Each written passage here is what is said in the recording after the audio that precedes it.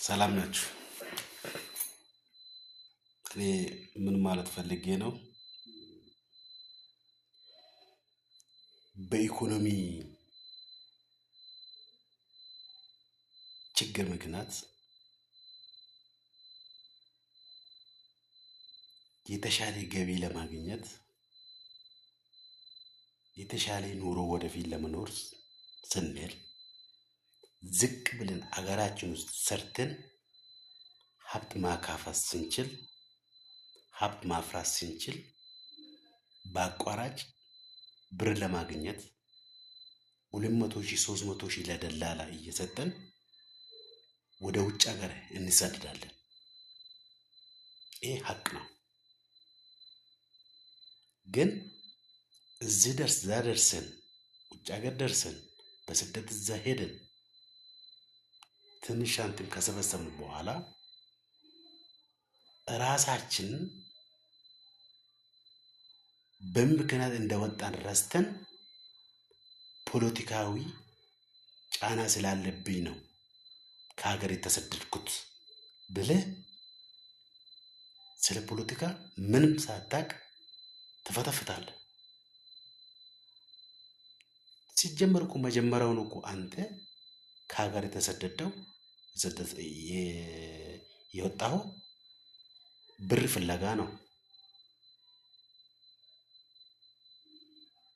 ከመቼው ደግሞ እዛ ደርስ ፖለቲካ ውስጥ መሸክሸክ ፖለቲካውን እንትን ለማድረግ የምትሞክረው ትንሽ አይሰቀጥጥም? ይሁን እሺ፣ ስለ ፖለቲካ አውራ፣ ችግር የለውም። ማንኛውም ሰው ከፖለቲካ ውጭ አይደለም፣ አውራ።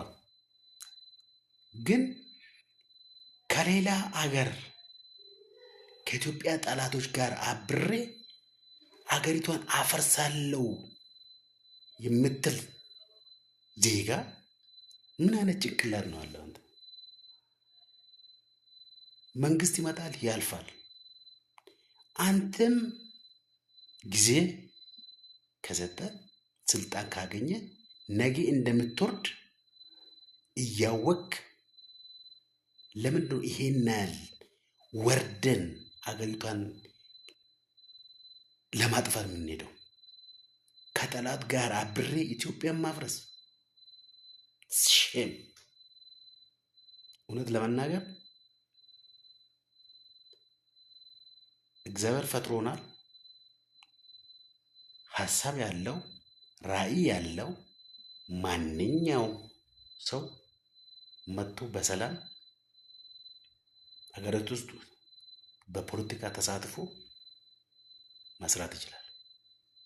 ግን ይህ የፖለቲካ ጥላቻ፣ የብሔር ጥላቻ እኔ ካልሆንኩ ኢትዮጵያ ማስተዳደር አይቻልም የሚባል ይህ የጦረኝነትና የምቀኝነት አባዜ የትም አያደርስም።